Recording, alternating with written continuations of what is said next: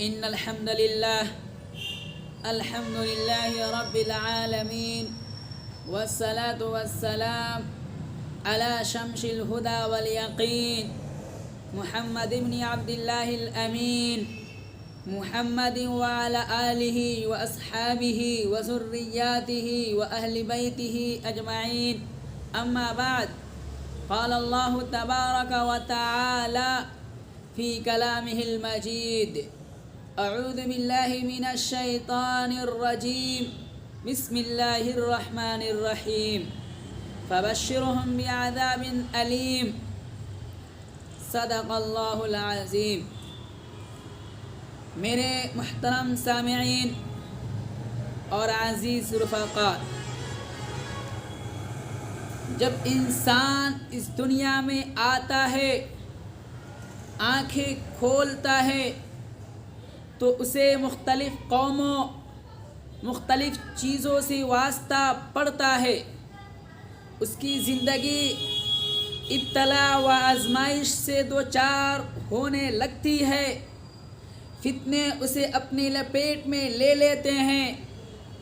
موجودہ دور کی ہوسناکی اسے ہڑپ کرنے کی خاطر، اس پر قبضہ جمانے کی خاطر اپنا منہ پھیلا دیتی ہے۔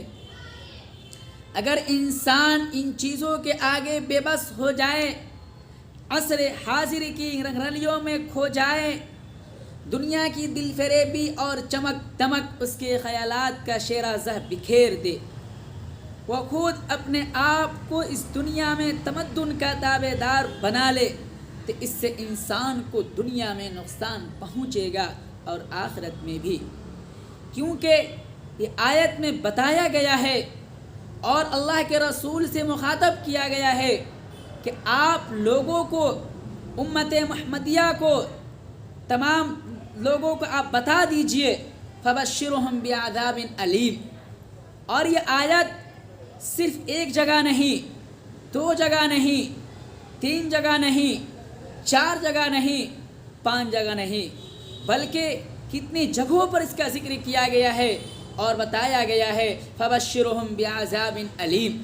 کہ دردناک عذاب میں مبتلا ہونا پڑے گا۔ تو دردناک عذاب آنے سے پہلے اپنے زندگی کو سنوارنے والے بنے اور اپنے قیمتی وقت کو صحیح چیزوں میں صرف کرنے والے بنے۔ اللہ تبارک و تعالی ہمیں تمام لوگوں کو صحیح وقت پر، صحیح چیزوں پر عمل کرنے والے بنائے اور صحیح زندگی گزارنے والے بنائے، آمین۔ وآخر دعوانا ان الحمد للہ رب العالمین۔